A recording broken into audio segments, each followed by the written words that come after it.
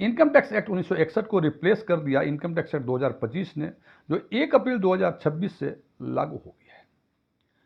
Income tax act 2025 में direct system को overhaul करने की प्रक्रिया में बहुत सारे फॉर्म्स को चेंज कर दिए गए हैं। आज की वीडियो में हम चर्चा करेंगे कुछ ऐसे फॉर्म्स की जो एक कॉमन टैक्स पेयर्स को जो आईटीआर फाइल करता है या टैक्स कंप्लायंस कंप्लीट करता है उसको जानना बहुत जरूरी है, अन्यथा आपको नोटिस आ सकती है। मैं डीएम झा, आप देख रहे हैं स्टोन टैक्स न्यूज चैनल। यदि इस वीडियो से कोई नई जानकारी मिले या ये वीडियो अच्छा लगे, इसको लाइक करें, अपने फ्रेंड्स के साथ शेयर करें, कमेंट बॉक्स में यस लिखें, और यदि आपको लगे कि इसमें से कोई जानकारी नहीं है जो पहले से आपको नहीं पता थी या ये वीडियो आपको पसंद ना आया हो, कमेंट बॉक्स में नो लिखें। और यदि आपकी रुचि इन्वेस्टमेंट, खासकर mutual fund investment, direct taxation और बैंकिंग में है, अभी तक आपने मेरे चैनल को सब्सक्राइब नहीं किया है तो मेरे चैनल को सब्सक्राइब करें और ऑल बटन पर क्लिक करें ताकि मेरे सभी नए वीडियो की नोटिफिकेशन आपको लगातार मिलती रहे। इस फॉर्म्स को हमने 5 क्लास में डिवाइड कर दिया है। सबसे पहला क्लास सैलरी या रिलीफ सर्टिफिकेट। सबसे पहला फॉर्म है फॉर्म 10E, जिसको कि रिप्लेस कर दिया फॉर्म 39 ने। ये फॉर्म सैलरी एरिया रिलीफ से संबंधित था।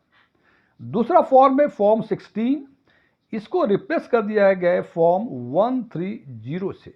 फॉर्म 16 बहुत कॉमन फॉर्म था जो एक एम्प्लॉयर अपने एम्प्लॉय को टीडीएस सर्टिफिकेट फॉर्म 16 पर ही जारी करता था, जो अब फॉर्म 130 पर जारी करेगा।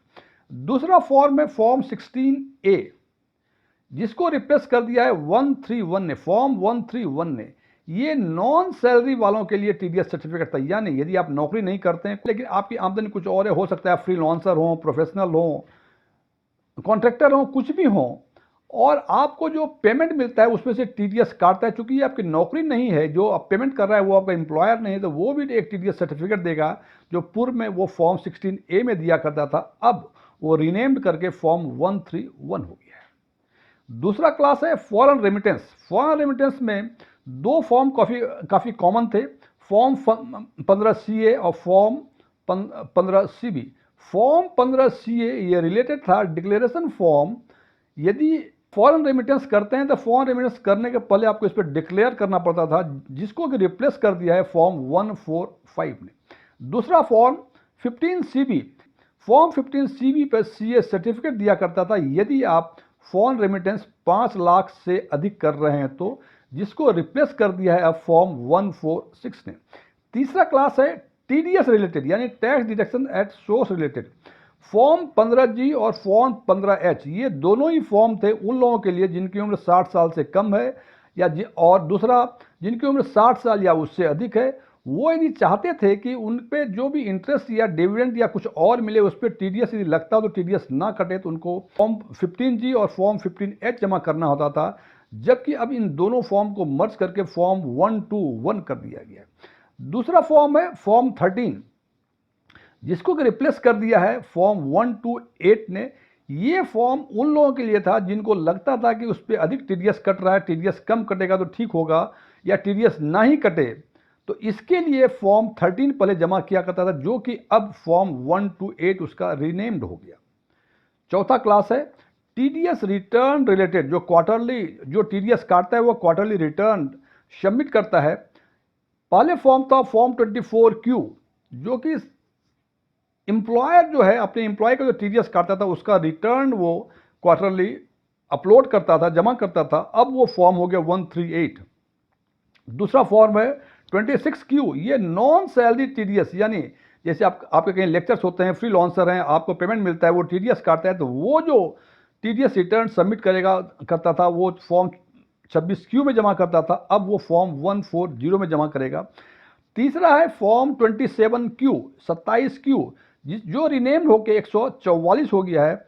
ये उन लोगों पे लागू था जो नॉन रेजिडेंट से टीडीएस काटते थे, उनको जो टीडीएस रिटर्न सबमिट करना होता था वो उससे रिलेटेड था। ये पहले 27Q था, अब ये 144 हो गया। पांचवा क्लास है टैक्स स्टेटमेंट।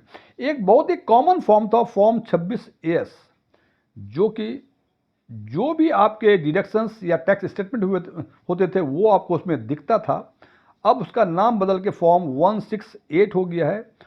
और एक और इम्पॉर्टेंट सेक्शन है सेक्शन 80C, जो सबसे अधिक कॉमन सेक्शन है, उसको रीनेम करके सेक्शन 1, 2, 3 कर दिया गया। इस सेक्शन में आज के दिन में आपको डिडक्शंस अवेलेबल है 1,50,000 रुपये तक। इसके अलावा यदि आपको डायरेक्ट टैक्स रिलेटेड कोई क्वेरीज यदि आपके मन में है तो आप सीधे सवाल पूछ सकते हैं, मैं उसका जल्द से जल्द जवाब देने की कोशिश करूंगा। ये वीडियो क्लोज करने के पहले मैं कुछ डिस्क्लेमर देना चाहता हूं कि मैं कोई टैक्स कंसल्टेंट नहीं हूं, मैं कोई सीए नहीं हूं। मेरे टैक्सेशन में कोई ऑनलाइन या ऑफलाइन क्लास नहीं चला करते। ओपन डोमेन में जो भी इंफॉर्मेशन अवेलेबल है उसके बेसिस पे मैं आम लोगों के लिए आम वीडियो बनाया करता हूं। ये मेरे विचार थे, मेरे विचारों से सहमत होना कोई जरूरी नहीं है। यदि आप मेरे विचारों से सहमत हैं तो कमेंट बॉक्स में एग्रीड लिखें, और यदि मेरे विचार से आप सहमत नहीं हैं कमेंट बॉक्स में नॉट एग्रीड लिखें। Thank you.